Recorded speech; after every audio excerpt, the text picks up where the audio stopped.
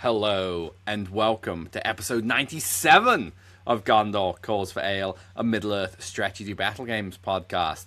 I am, of course, your host, Sam Gallagher, and of course, with me in this episode is my brother, Ben.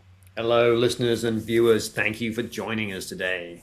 Yes, welcome back to Gondor Calls for Ale. It feels like, oddly, we've been away for a while, but that's not true unless we've somehow missed a week, but which I'm fairly certain we haven't. Anyway, enough of getting into what this episode is about already, Ben. First, we're gonna break open the kegs. Tell the listener, tell the viewer, what are you drinking for this episode?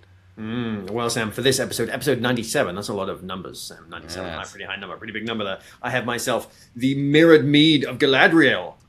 A drink that definitely might show things that may be, things that were, things that might come to pass. But, Sam, there's one surefire thing that will happen if you drink too many of these, that is you will get a hangover. So, the one future that will come to pass. What about you? What are you drinking with this episode? Very good, Ben. Very good. Well, I am also having an interesting drink. I am having a Mirror of Galadriel Ale. A drink that helps you see things that were, things that are, and some things that may yet come to pass. So good. So Nice. good. Well, I think with those drinks, Ben, it is now important to tell the listener, the viewer, and everyone else who's not sitting on a cushion, why are we drinking things that let us see past, present, and future? What is this episode about? We are going to be talking about the upcoming FAQs in February. We're going to be speculating and hypothesizing and theorizing and Yes. spouting wisdom. Probably not at all. But we're going to be trying to guess. We're going to be talking about what we'd like to see in the FAQ, what we think we'll see in the FAQ, what we'd like to see in the FAQ, and just other rules, adjustments, changes, things that surely Games Workshop must do, and then we'll probably be completely wrong, but it'll be exciting to see. Yeah. We thought it would be fun to take a break from doing strictly tournament reports. Fear not, we have not run out because Ben is going to every event the Canadians have to offer. Which is awesome, but it's a fun time of year because we get to speculate wildly, and then we can do a follow-up of how wrong we are or not. And if you're looking at this, if you're watching this in the future, you will already know whether we were right or whether we were wrong. But talking about the FAQ, I think for me it's hopes and dreams as much as anything. I think there are some obvious things. Sure. But there is some stuff I'd really love to see, some stuff some stuff I hope we'll see, and I think probably those are the things that we're less likely to see. So, hopefully just sort of an interesting chat about what's coming up in... What do you think, Ben? I guess I'll start with a question. I'll start with a question for you. I'll put it to you. When in February do you think we're going to get the FAQ? Do you think in a month's time, so by the 21st of February, I think surely by then we'll have it. We'll have it by then. Yes. What makes you so sure? I don't know. I just have this feeling it's going to be by Valentine's Day. Valentine's Day massacre. I don't know. In the roots of the earth. So one of the reasons I was thinking about that is Warhammer the Old World is due for a big FAQ in January, and January is rapidly turning into February, and that hasn't been released yet. So sort of everyone's already been waiting for 21 days. On the plus side, if you're a fan of the Middle Earth strategy battle games, which I assume you are, or at the very least you're a fan of our smiling faces, we only have the maximum of 28 days. It's not a leap year, is it? I don't think it is. Anyway, we only have the maximum of 28 days. We can wait before they are just wrong about it being a February release. I would like to think that by this time next month, by the 21st of February, we will have had an FAQ. I feel like in the past they've been on the third or second or third weekend. It's an interesting... We obviously could attempt to go back and take a look. But it is funny, every time we've had I talked about my beer and then haven't opened or drunk any of it, so every time they've been like next week in Warhammer, oh, we'll be looking at a thing for Middle Earth. It's like almost always the like Monday of the week. It seems very early in the week, which is cool because you immediately get the little preview of the thing. But it does mean that you're like, oh well, that was just an article with writing and no cool pictures. Oh, that was it. That was my thing on Monday, and you kind of hope for more. So maybe you're right. Maybe it will be early in Middle Earth. I was trying to think, when did they, there was a day, did they have a consistent day of the week they were doing The Road Goes Ever On and On? Wasn't it like a Thursday I think they did or something? Thursdays for a while. Yeah. But they also did like Heresy Thursdays, so it sort of seems to be their like, you know. And then there was the Old World Almanac on, I think they did, I don't know. But I think it's important to note, Ben, that an FAQ is never late, nor is it early. It arrives precisely when James Workshop means it to. Very, Okay. very well. true.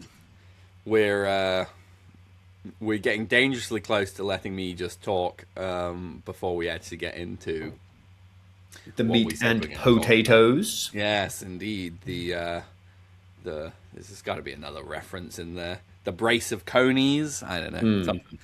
So I think- Shortcuts make for long delays. Yes, that's what I'm good at, is making for long delays. That's my superpower, I think. I think we should start with the big one, Ben, the one we've all been waiting for. No, I think we started off strong so that the people who want to leave can leave after they've got our hot takes on this. And let's talk about the sort of three top armies, or the three armies that I guess there's maybe four, that people seem to be dominating the Middle Earth scene now. Which, So we're talking about like points adjustments as well, as much as FAQs and stuff at this point. We're like, or I think not points adjustments as much as like tweaks to the game.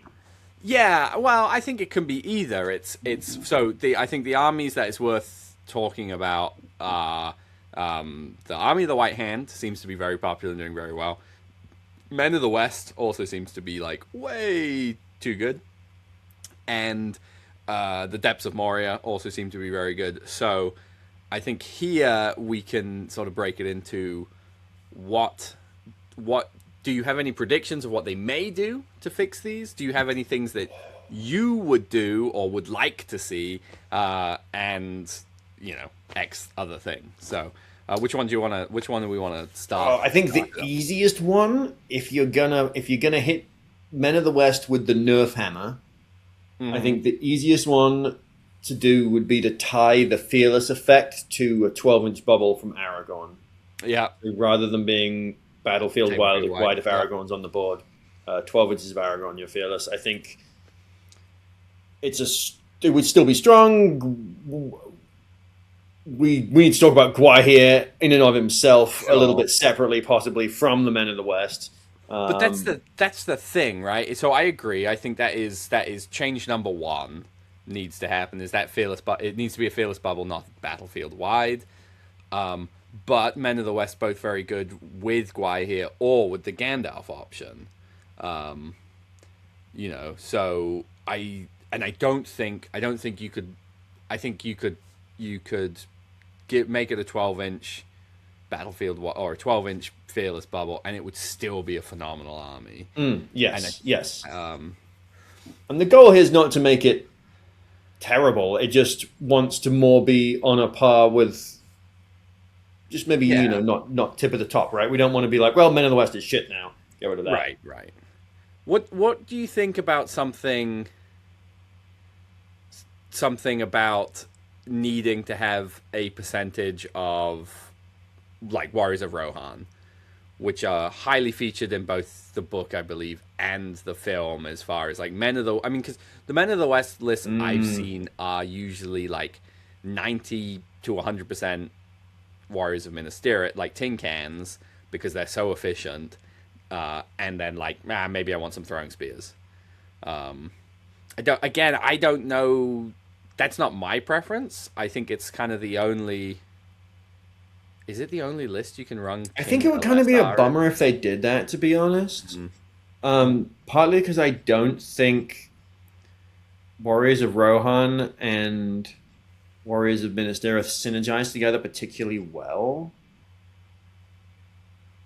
Yeah. Like the thing that makes Warriors of Rohan good is they're cheap and you can have lots of them, and the throwing spears is like a thing that they can do. But I think one of their strengths is that like a 7 point warrior or a 6 point warrior, so just like spam them out, or 7 points with a shield, 6 points base, 7 points with a shield. Yeah, but it means that the majority of it means that you can't have a defense 7 army. Exactly. But if you had this restriction of like you need to be 50% Rohan, 50% Minas Tirith, I guess I feel like you don't get the strength of either.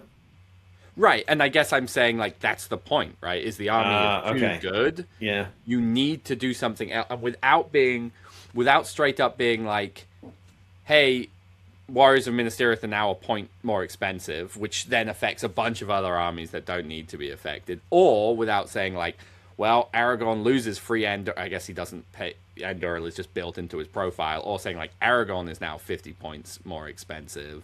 I don't know that like throwing a point, but maybe that is the thing. Maybe Aragon needs to be what is he, 200 point character?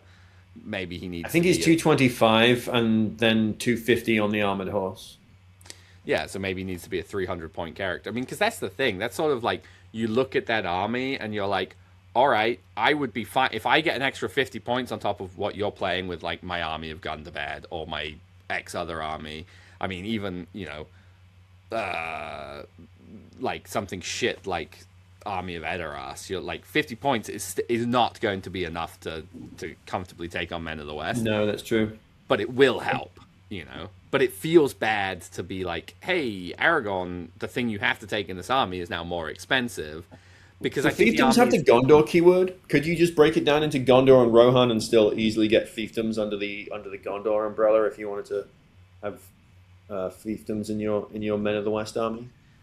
I think some of the fiefdoms have the Gondor keyword. I'm not 100% sure. I think the thing is like if you're saying you do the restriction of like you have to have a Rohan hero to lead Rohan troops or whatever,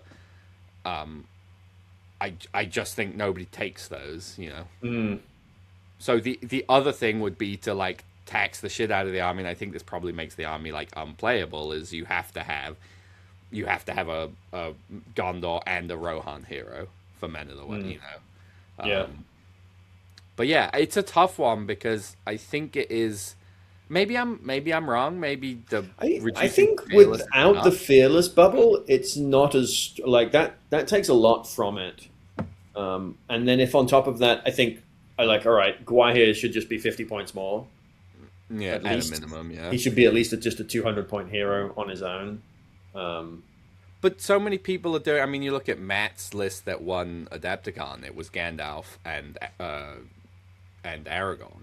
Sure, but one of the things that makes that list strong is Gandalf and Aragorn can like ride off together or separately and leave a handful of warriors here and know that as long as Aragorn's alive, those two guys, that one guy over there, they're going to score their objective. They're never running away. Because even when you break the army, as long as Aragorn's alive, we just don't even have to think about them taking courage tests. But all of a sudden, if you got courage, what Warriors of Minas Tirith, courage 7+? Yeah. I mean, that's strong, but you want to leave like 4 or 5 Warriors of Minas Tirith to hold an objective now. And so many of the objectives, or so many of the mission scenarios now involve breaking your army up. Yeah, I just, I do agree. I think that's the place to start. And maybe if I were Games Workshop, that would be the conservative way to go, is you start by, okay, we'll see if this fixes it. But there are plenty of missions where you don't need to leave models on objectives. You don't really need to break up. 12 inches is like, by the time your army's broken, because you're a low model count army. Yeah, for sure. 12 inches is plenty. You're easily enough. And then on top of that, if you have like a Gandalf, like he's like what, a 3+ courage, and with another will hero, for days. So. I don't really know how to solve that one. I think you're right. I think you start with the courage, and I don't know, maybe you make Aragorn 25 points more expensive because he's also a banner, Yeah. All right, on into the next one. All right. Shall we talk about Depths of Moria, because it may be a little bit faster? Yeah, Depths of Moria. What makes the Depths of Moria so strong? Is it the Balrog? I Is think the it the Balrog horde of goblins? I think the Balrog's very good. I think goblins are like really points efficient. It's got a table-wide banner, which is like gross. Um, I think if the banner was something that you could interact with, like Army of Gundabad has a banner, a table-wide banner, but it only gets it every other turn. yeah, Goblin Town, something similar, only gets it every other turn. those are also Or attached to two far more killable heroes. yeah, or if there was like a drum model that you could, like in the previous edition, right? There was a drummer on the board that, I mean, everyone just like stuck him in the back table because he was fearless, but the back Yeah, little corner of the board. But at least there was something that you could interact with. You could be like, okay, my one Wide Rider is going to ride over there and go like harass your yeah. battlefield white banner. And like, you know, it was something for there was something I could do about it and interact with, and I think that would be a fairly easy fix. Is I just think. like have the drum model back. I mean, the drum model exists. You just don't take it in that army because it's Right, 75 right. points. But and you know, get the it just banner means for the army free. comes with it for free, but it's just represented by two guys. Give a Yeah. battlefield white banner, and now it's something that I can interact with. I think the bigger issue with the army is the you don't give up points for break until you've killed or done half wounds to the Balrog. I Yeah, think if you changed it so the army didn't roll, like you didn't take courage tests for breaking until you've done half wounds to the Balrog, but you like I guess like the old Urukai army bonus was, right, where it's like you killed 50% of them, you hmm still they broke for the scenario, they just didn't start testing until 66. yeah. If it was I would something agree like with that. that, because you have a your army leader is maybe you can get a wound off him, but I guess you killed a Balrog one time. They're like Yeah, so but I did with hard, Azog. right? They're so hard to kill that it's effectively saving you 2 points minimum on a lot of the ones that it's one for a hmm wound. We'll say they can somehow get one, 3 for the kill. It saves you 2 on that, and then in the same way, it like also saves. It's like saving you what 8 victory points on a good Yeah, game. and you're almost guaranteed to get the break your opponent's army without being Right. broken, which is a big swing in Yeah, scenarios. It's not just like like minimum two 3. victory points; it's like 5 victory points difference. You know. Yeah. So I think that would be where I'd start with that. I would agree I with that. I don't think the Balrog itself is like needs to be no. changed, nerfed. I think it's strong. It would be interesting to see that put on a bigger base.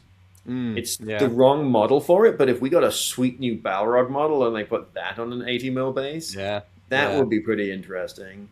I Um, think I think the other thing I could is this got the movement see. 8 still? Like, Yeah, I think the other thing I could see is I think there may be an argument for increasing Moria Goblins by a point. I think yeah, really they need to be increased by a point and a half, or by half a point. Um, sure. Yes, half a point more. but the few games they've done that in, it's always like vaguely annoying. Um, Vaguely, it's incredibly irritating. Stupid Skaven slaves, 2.5 points. yeah, I think Night Goblins were at some point as well, right? Um, but yeah, that's sort of yeah. I would be more into rules changes than points changes. I I'd think agree with that. for the most part, there are certainly models that I dream of having some points adjustments. Quite, yeah. Yeah, Gothmog.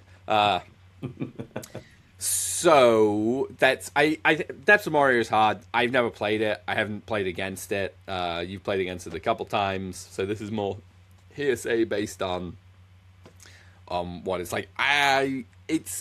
It is one of those armies that like it's very very good. I feel a little bit like this with Men of the West as well. The Mighty Hero does make a difference. I'm like it's gonna just run at me and we're gonna fight. You know? Yes. Yes. Which is a beautiful segue unintentionally into the third army that I think is definitely worth talking about, which is Army of the White Hand, which will not be doing that. Any thoughts on this army, Ben? I think if you were going to keep it simple, but this would hit it hard, is it gets to do. It's got those 4 abilities or 3 abilities that it can do: the lightning strike, the winds. Honestly, I don't know what the other ones are. I just know the lightning strike and the call gale. Yeah, I can't remember either. Honestly, never played But it. if you get to just choose one of them once per game, Hmm. that will Yeah. be. I mean, it's a very simple rules change. It's not changing very much else about the army. But it would make it much more of it instead of getting slammed by lightning and then like on the first turn of the game and losing 10-5-3 models, your banner taking wounds on heroes, whatever it is, and then a couple of turns later, the turn you're about to set up your big charge, getting like hit with this blow winds that you're like, well, shit, I guess I'm just pretty much not moving because Yeah. and instead then the Isengard players got to make a choice. It's fearful. It gives them fearful. That's the other rule. Thunder. That's situationally very, very good. Like against some armies, that's just really good. I think the thing about that is probably what that does is you just like always like, unless you're playing dwarves, you're like, lightning, you know. Sure, or like I mean, recon I think is a good argument for the blow winds one if you're playing reconnoiter against somebody. Yeah. Slow them down drastically for a turn. Yeah, it's a weird. Anyway, but yeah, you're right. Pretty much everyone would just always then lightning burst, but at least I think I don't know.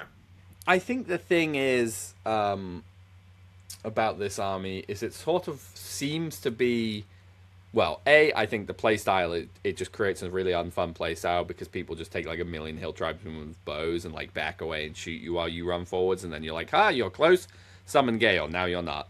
But I think the other things about it, right, which is the Crebain are very, very good. Yep. And Grima Wormtongue is also very good. Yep. And like you said, Hill Tribesmen are incredibly points efficient. Maybe they need to be a point more. So I don't know. I think, I don't know what you again. I haven't had a huge amount of experience with it. I think I would what I would be fine with seeing is limiting things in, and I would go as far as saying in specific armies, because but maybe it just needs to be all the time. Like you can only ever have 4 Crebain. That's plenty. Or you can only have 3. That's heaps. People would lose their shit because probably most people who are playing this army are just 3D printing their birds or using third-party models. But somebody has bought 6 boxes of Crebain to get 12, and that sucks to suddenly not be able to use them. But I would rather see that. It just sucks to also have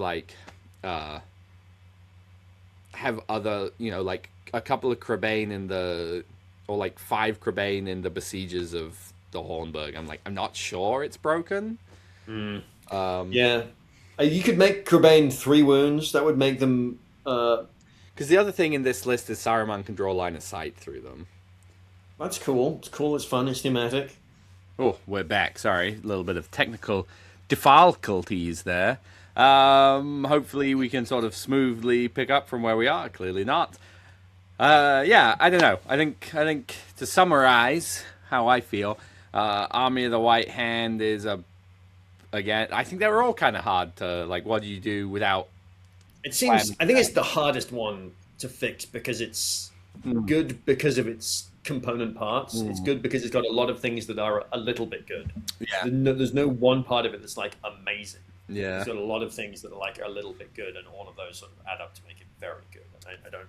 I can't think of a particularly easy fix. Shrinking the area effect on the lightning might be something as well, Yeah. Rather than a 2-inch, make it a 1-inch bubble or something like that. Yeah. I mean, I think the thing about lightning is you play one of 2 ways. You either spread out and let them get like nothing, or you just go first turn, I'm gonna give you a big juicy target and hope you roll like shit. So I think maybe the way to start is as you said, you get to pick one of them once per game. Yeah. I think worth noting, it's a hard thing to suggest or hope or dream about fixes to things, given that the track record we have of something gets changed negatively and never then, and if it's just like, so if you're like, okay, we'll fix it by doing this 1, 2, or 3 things, and it's like Army of the White Hand, Men of the West, or Depths of Moria are trash now. In 6 months' time, or whenever we get the next FAQ, or even a year, it's not going to be like, okay, well, we're going to adjust something else and try and make it, it's for Middle Earth, it feels very much like a one-time thing once we've looked at it. Unless it still continues to be absolutely dominant, we don't look at it again and it's fixed. And if we've overcorrected, we're not going to fix that correction. Hopefully that's not the case anymore. This is obviously going to be the first potentially major FAQ we get after the new after whatever that new contract negotiation has been. So maybe it gets to be a little more back and forthy. But you look at a game like Warhammer 40k. There's every so often, I think they do quarterly, but they do points increases, points decreases, rules changes, and when they overcorrect, they might give a buff here, or there's it feels like a more continuing conversation rather than Middle Earth. It feels like they really got to nail it this one time, and if they don't, and that was your favorite army, sorry. I mean, also worth noting, I don't think in Middle Earth they've ever made anything better. They've just made things worse. So that'd be really cool to see. I don't have anything particularly off the top of my head that I want to see them improve. Helm Hammerhand, Wraith of the Hornburg, needs to be 30 points cheaper. Imrahil probably wants also to be about 30 points cheaper. I think it'd be fine at 20.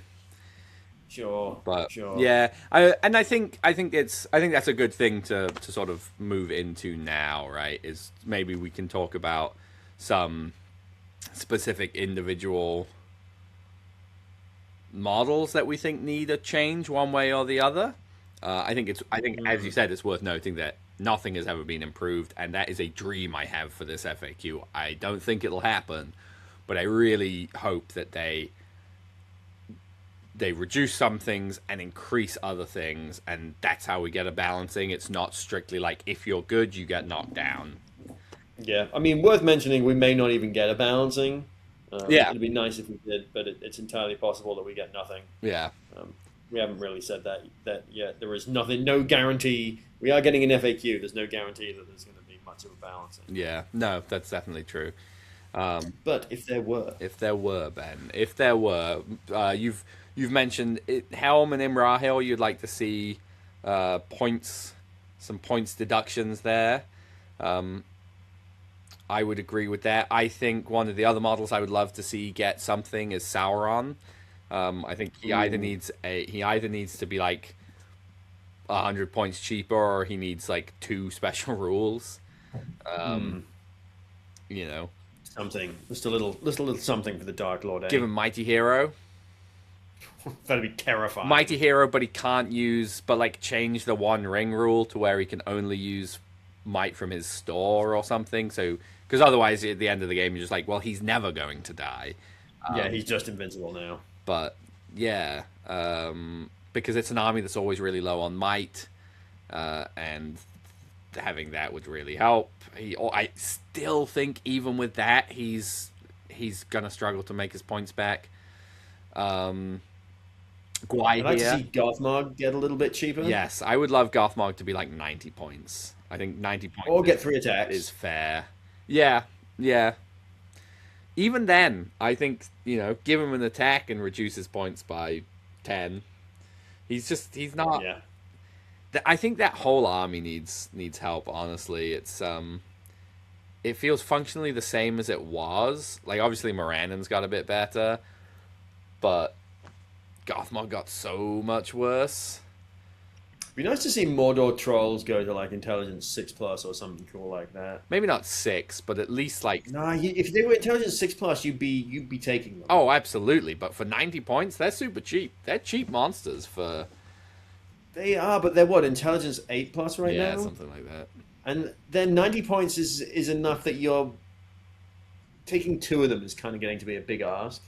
Yeah, which is what if you got 2 if they were intelligence 7+ and you had 2 of them, you're like, okay, I've got 2 50-50 shots at getting a good hurl off.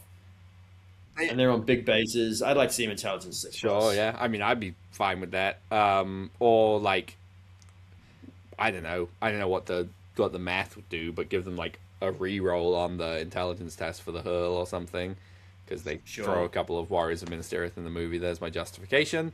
Yeah, I mean, and then on the negative side, Guai here I think needs to go up 100 points. I think 50 would probably be fine, but he's just, it's too much. He needs to go up to 100. I'd like to see Azog get either cheaper than he is, which would kind of just be a shame of a fix. Yeah. But I would like to see his Master of Battle. It's baked into the army bonus, so I'm not quite sure how you do it. I think Bolg's fine being Master of Battle on a 5, as much as I'd love to see him go to better, but I think Azog should get Master of Battle on a 3 or a 4. Yeah, I also think, talking about dreams, right? I understand why it's not, why they haven't done it, but I think if you could give him the White Wog in the Army of Gundabad, even if nothing else changed, he would be more of a choice, maybe. Yes. Probably still not. Yes. But yeah, I think one of the things that I think it's a possibility. I guess this is a two-part thing, right? There's the gimme that if Shelob's profile is not updated in the new journal that's coming out, we will get an FAQ to put her on an 80mm base, right? That they have, I think, stated. Or somebody running their Facebook pages trolling people, which would also be hilarious. But I am fairly confident that she's on an 80mm base, which I would love to then see her, because there is a strict nerf in this game. I would love to see her get something to make, well, like, I mean, one more attack or something at least. 2 more attacks. 2 more attacks I'd be fine with. We were talking about this earlier. If she went to 1 or 2 more attacks and you changed the She Hungers for Sweeter Meats thing to give her like +1 fight against those races, definitely less good as a whole, because you don't care about it against the warriors, but then you like actually might fight the big striking heroes because you're like, you know, I outfight Aragorn. There's a third of the percent of the time he's going to only tie me, and then it goes to an Elven Blade roll off, blah blah blah blah blah. But something like that. I could definitely see this being a possibility, and I think it would be pretty cool to add Gollum to Cirith Ungol. It'd be cool to be able to buy that box and just throw it into the army. Yeah, that'd be sick. Well, we talked about this too. We're talking dreams. This is not going to happen, but make Shelob be the only model that can benefit from Gollum wearing the ring in a fight. Yeah, so yeah. You could put Gollum and Shelob into a hero and just tag team them, eat them whole. Fucking form of an ice. We could even the rule that we could let her do it. Yeah. It's like the rules even there, you know. Yeah, that would be super cool. I still want Paralyzed to be fixed. I know it's not as prevalent as it was. I think Barrow White's getting it so consistently it's just not a fun spell. I think the models in base contact add 1 to your die roll, so you know, you if I've got 6 guys in base contact with me, I'm waking which up. is not possible with the sizes of the bases, right? You can't get 6. You can get 6. You can get 6 guys in. You actually only need 5 if you're getting +1 per model. Sure, right, yeah. But I think it would just, you know, I think that would be it's just not a fun spell. I think Gulavar should be reduced to fly 6.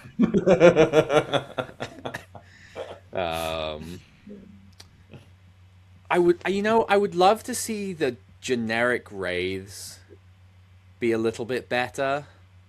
Yes, like, that'd be cool. Some love for the ring wraiths would be nice. They're supposed to be these terrifying things, and the Witch King is fine. Yeah. The generic, the profile you get access to most of the time just kind of sucks. And there's one that's only 1 might. Like, I feel like they should be at least a cap. Like, 2 might and 10 will. You're not, like, it's essentially paying whatever 90 to 100 points they are for 2 heroic moves. I guess channel is very good, fair, but yeah. But like Black Dart's not really scary anymore because it's only strength 6. Yeah. It's needing a 5 to win a lot of heroes. Yeah. Yeah, And transfix and compel are good, but on their own, they're not game breaking. You need to like use them well and at the right time, and yeah, in conjunction with other things to make them powerful. So yeah. I think, yeah. So I'd love to see some tweak to them. I guess, yeah, giving them more heroic stats would be nice, or just making them cheaper. Yeah, yeah. I see. That's the thing. I mean, and that's again, it's the tough conversation of like you don't want them to overcorrect and them to be because Magic can be like really annoying to play into a bunch of. It's That's true. much worse than it was. But if you suddenly have these like 50 point, not that they would be 50 point, but if you've got like cheap raids running around or raids that can, you're like playing an army with the Witch King and 2 raids, and you're like, here's if I want them 7 channel transfixes, like that's quite a lot. That would Yeah. stop most heroes, but it's fine, fair enough. Um, yeah, the other thing, definitely the catapult troll. Some amount of it Oh, needs to be just clarification around how it works. right. Is it a monster? Is it a siege engine? Can it walk If into it's a any siege terrain? engine, yeah, can it enter terrain at all? Um, Why is it yeah. 180 points? Why can bards twiddle? Why can any wind lance be pivoted without subtracting a hit? But if the thing moves, It needs to be a war beast, which yeah, would mean giving it trample, which would then make it awesome. Just give it 2 strength 10 hits like the Stompy Troll, but it's also got a catapult on top. That would make it awesome. yeah. But Um, then you would get into the thing. Well, if it because warbeasts have to move, if it and it only ever hits on a 6, then it's just a more expensive, worse stompy So Maybe it's a cunning war beast and it doesn't have to yeah, move. it needs something, and at the very least, it needs clarification. I think it needs some rule changes. I don't see why it doesn't have a point of might, will, and fate. I don't see why the goblins can't add their strikes to the fight. Like they add their d6 attacks. Why they can't add that to the duel roll? Hmm. You know, like sure, it could have 9 attacks fishing for that 6 if they outfight you, but it's a big fucking troll, you know. Yeah, having just 3 attacks, it feels pretty sad. And how can it actually deploy? Because its base is technically bigger than 6 inches, and it has to deploy wholly within 6 inches of the table edge because it's a siege weapon. All of these Right. things. So that needs some answering, I think, for sure. Definitely some questions that need answering right Yeah, around that. yeah, yeah. The other one that I would like to see some clarification on, I mean, we all know how it's supposed to work, but it'd be nice if they like spelled it out and was like, "Here's how it actually should work: is escort the wounded," Oh, sure, because yeah, like that scenario relies on you maintaining possession of a heavy object, yeah, which at the end of your move you set down on the ground yeah. and are no longer in possession of. So that needs some clarification for that scenario. I really like that scenario, Yeah, but I know so many people that just don't play it because they're like, I don't know, you yeah, know. yeah. I think that is a almost certainty that will be fixed. Because it is technically unplayable as it is, and they like already in the last FAQ that once again they sort of like didn't do. They did adjust. They did fix the sites of power thing. That one of them it was a one, Right. two, three, Yeah. four, four, Yeah. 5, 6. Um, so yeah, I think that's certainly a gimme. I'll be curious. What do you think? What do you think the chances of us getting FAQ errata stuff for the armies of Middle Earth? Because they basically that's only been out for 8 months or so, and they essentially in August said the games haven't been out long enough for us to give you a proper FAQ. So are they now saying like, well, we're fine to FAQ that because it's been a while or long enough? I'm trying to think if there are any profiles in there that I'm like, this needs fixing. I don't know that it's about needing. Yeah, I imagine it'll get like whatever. There'll be some clarification that that just needs updating, whether it's they've got a typo somewhere or yeah, there'll definitely be some amount of that yeah, for sure. You know, like our strength 4 wood elves Right. or whatever from the Hobbit. Mirkwood elves, yeah. Right off the bat. Yeah, I think they'll probably, or they probably should just add werewolves to Burda's horde. Um, Oh my god, that would be awesome. I would never play another army right. ever again. I know. I don't think it needs it. I just think I really want to run werewolves. I really want hill trolls in the host of the Witch King. Is what I really Ugh. want. That would be gross. Yeah, it would be awesome. Aldrak, the Witch King, and 2 hill trolls, something like that, and some werewolves, and a couple of specters. I'd have so much fun. Yeah. Yeah, that would be absurd. Hill trolls are so good. Hill trolls are fantastic. That's the other thing I would love to see, and I don't think it will happen at all, is I want to see cave trolls be given the beast keyword. While that seems like a downgrade because they can't interact with objectives, it would mean that they could use I mean, Durzag the Beast Caller. Beast Call, yeah, Durzag. They could use his intelligence, which is like a 6+.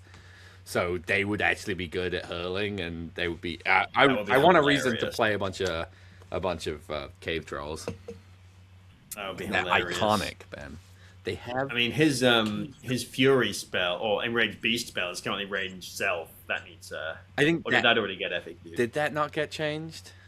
I'm not sure. Yeah, Maybe it did get changed. I mean, if it hasn't, that will get changed. I also technically, cave drakes can only be put in his warband because they are beasts or something, and he's the only one that can take beasts. There's some weird thing there that maybe got changed.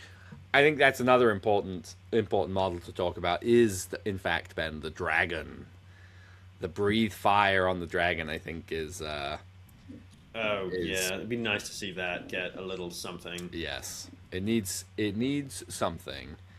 I don't know what that something is.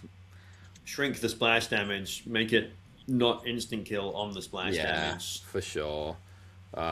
Something. One or both of those things. Yeah. I'd love it to not be instant kill on the splash damage. That would be nice. No, that would definitely be nice. And or make it like a siege weapon to where you roll on the scatter chart, so you're like really unlikely to hit your target. Yeah. But yeah, no, definitely no insta kill on the splash damage. I would be fine if it was shoot 3+ instead of 2+. So if you moved, you only hit on a 4, or tie it into using its will again, like it used to be. You know. Mm-hmm. But I think dragons are quite good, and yeah, I'm glad you mentioned that. I had forgotten. I actually haven't played against the dragons, but yes, they are quite good. There are just there's 2 people who consistently in this area bring 3 of them between them to like almost every event, and you're just like okay, you know, like I think about my stupid double troll brutes, and I'm like, 1 dragon. Well, like somebody played at that event. I played double troll brutes. Somebody had the dragon. I played against somebody with a Mumakil and was like, I shoot you, your Mumakil is dead. Yeah, even my hill trolls have problems against dragons. Your hill trolls. Did you play? Well, I was just thinking about it because the hill trolls over the troll brutes they don't have the large target, so you can at least get some in the ways from the breathe fire, but then if the breathe fire hits the guy that's within 2 inches of you, you still just die. No, I mean, it just means any big thing you have is toast. Like, your Aragorn, your big 3 Fate heroes will, if you're lucky, stick around for, 3 breathe fires.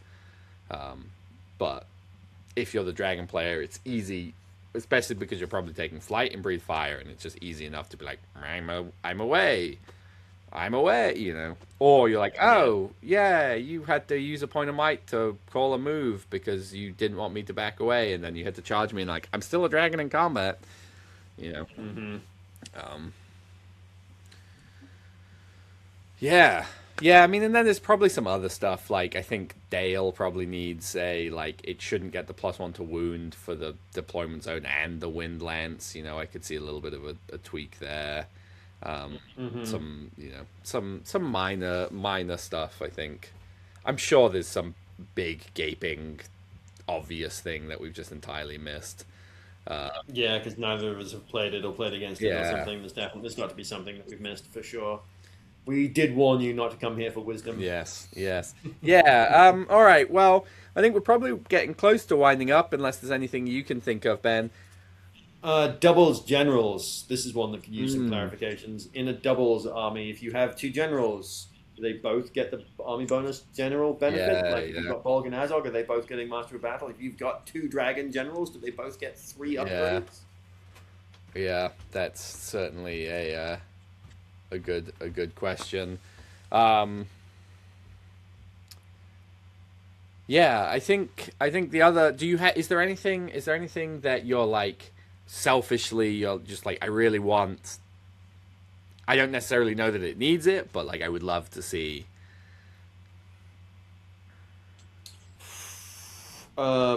Shields back from my Gundabad Spear Orcs. That one doesn't bother me.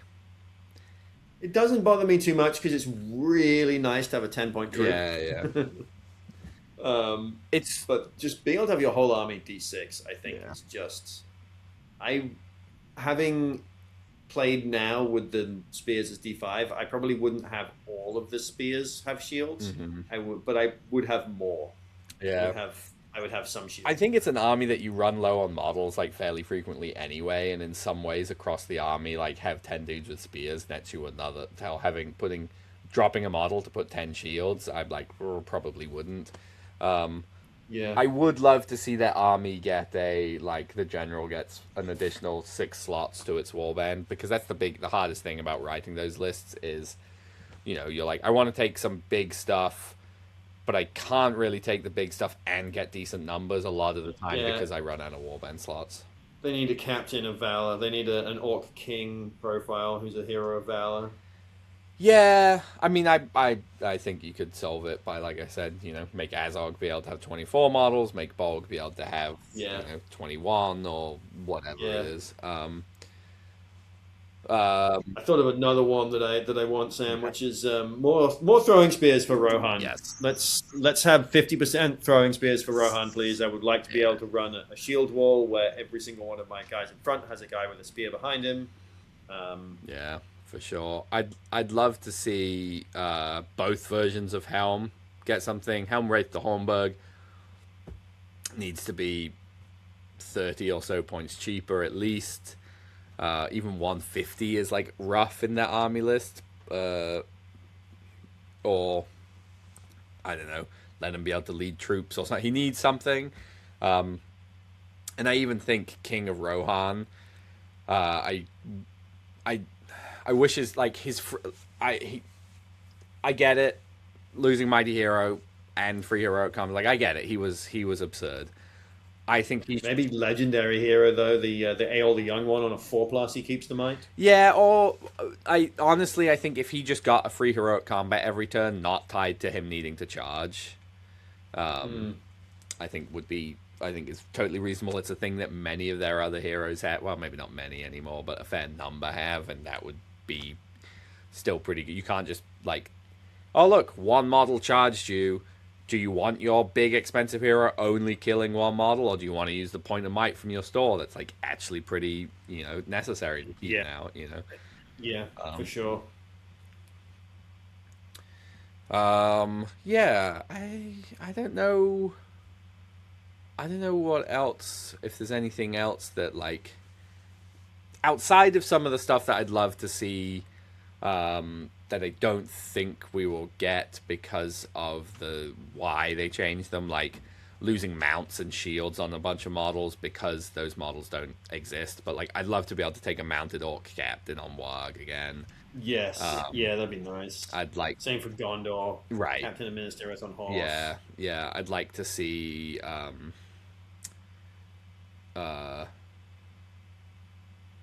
Maybe that was the big one. There was something else that I was like, oh right, it would be really cool to be able to do that again. But I just don't think that's going to happen. When that will happen, right, is if we get cool new models, like if we get some nice plastics for them. Then I could see there being a generic orc captain on foot and Warg, and then you're like, here you go, we can now take a Warg again. But as much as I want to say I think that's likely, I don't think that's likely. I mean, selfishly, I want Uruk-hai to be fight 5, or give him a rule that's not shield wall, or let me take shields on my pikes. They've got one of their like van braces is pretty big and chunky on the pikeman, like be like, it's a light shield that also counts as being in shield wall, you know? Give them something. I mean, it's not. This isn't going to happen. But make light shields give you the defense only in combat. Make it like a buckler. Yeah. You know, give or take the shielding rule. I don't really care about the shielding rule, but the +1 to defense in combat would make them possibly worth taking. Or add a rule like heavy shields. Add it to give Uruk-hai heavy shields, and you only need to be in base contact with one model to get shield wall. Oh, that'd be cool. That'd be cool. Because then your front line gets it, and you don't care about the pikes. But it's just obnoxious to have an army where you're like, well, I'm kind of a pike wall, and but my opponent won priority, and they killed everyone from the left Right. across. So we lost our +1 bonus to wound as we went down the defense. We went down the line. Yeah.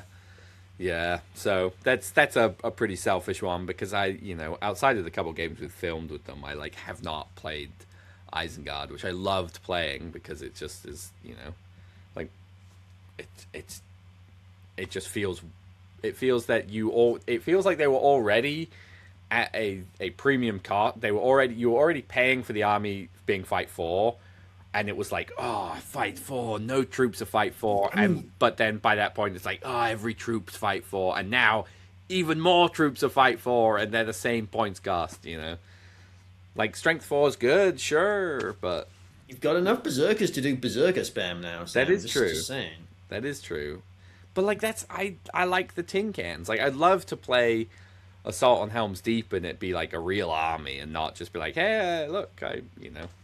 Okay, I've got 15 berserkers and, you know, Yeah. 15 pikes. Let's go. Yeah. So I don't know. I think it'll be. I think the reality about this FAQ is that it is going to be significantly less than most people are hoping or expecting. I think we will almost definitely get no buffs.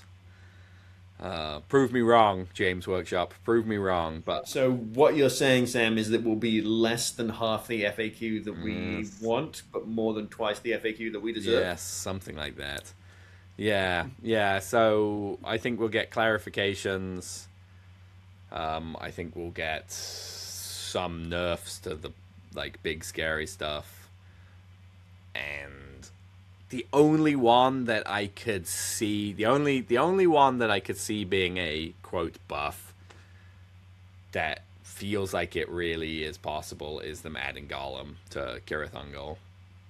Like, but that's Or just giving Shelob something other to go with her bigger base. Just like, please. I don't think that. I honestly don't think that will happen. I think we're more likely to get Gollum in that list just because. Hey, look! You buy them together. It's sort of advertising it as a pack of evil models, but there is no army list that they can both go in. You know. Yeah. So Yeah. Hopefully, it's not just about the scenario. yeah, or it's like, hey, Shelob, new nice Shelob with bonus Gollum. You know, which is the other way it could be, which would be a shame as well. So. Be a cool army bonus. Just get Gollum's what 40 points. It's like Something Enduro. like that, yeah. Enduro's 40 points. Free. You get Gollum as a free upgrade. To Yeah, Shelob. that would be awesome. Yeah. I mean, and like that's the thing is I think there is plenty of room to add some of that kind of stuff and whatever, and we'll see. I'm on an FAQ aside, I'm hoping we get sort of a like bigger Middle Earth preview, or sort of like, hey, this is the plan. We are, because that's, you know, we're getting the second journal, the Treachery of Gollum or whatever it's called.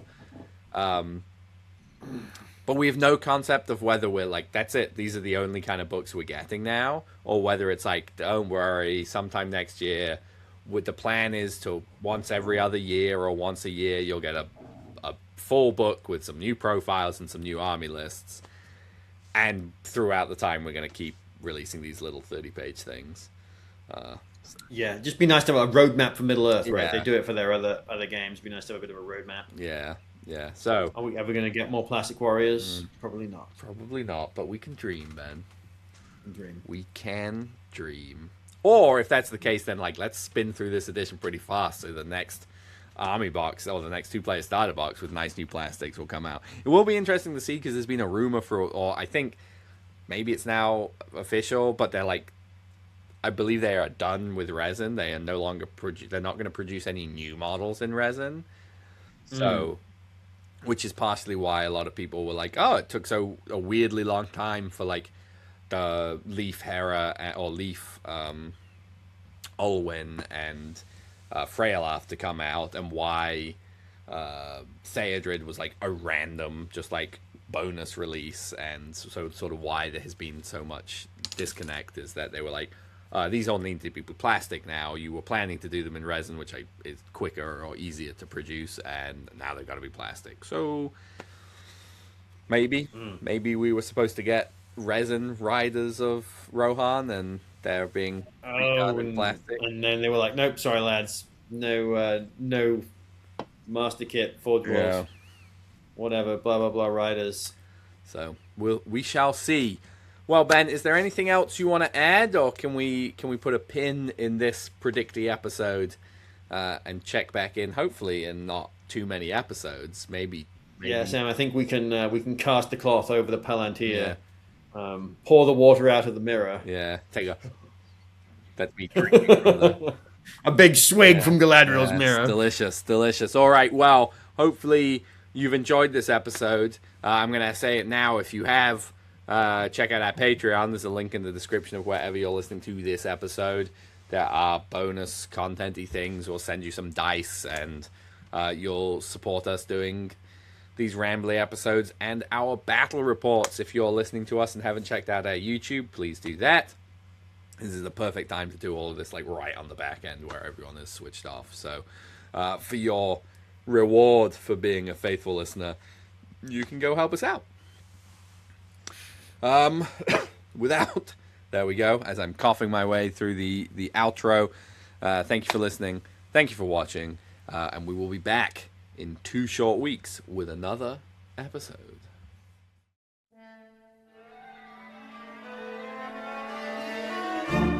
Thank you for listening to Gondor Calls for Ale. We hope you have enjoyed this episode. We, at Gondor Calls for Ale, are officially sponsored by the Baron of Dice, the producer of premium wargaming dice. These beautifully hand-swirled resin dice have no micro bubbles and are therefore perfectly balanced. With over 3,000 variants and unique designs, nearly every tabletop gaming system is represented. So check out the description of this episode for a link and a discount code. Go buy yourself some new dice and let the good times roll. We at Gondor Calls for Ale are not associated with Games Workshop, New Line Cinema, or the Tolkien Estate. We hope we have not misrepresented or offended anyone. These recordings are strictly recollections of games we've played and are not commentaries on the character or competence of our opponents. They are intended purely for entertainment, and we hope they will be taken as such. You can find us on Patreon, see the link in the description. Supporting Gondor Calls for Ale there helps us continue to produce these episodes. You can find us on Instagram at Gondor_calls_for_ale. Feel free to send us a message there. Or on Facebook as Gondor Calls for Ale, another great place to send us a message. Or you can send us an email at gondorcallsforale@gmail.com. As Boromir, Captain of the White Tower, once said, remember today, listener, today this episode was good.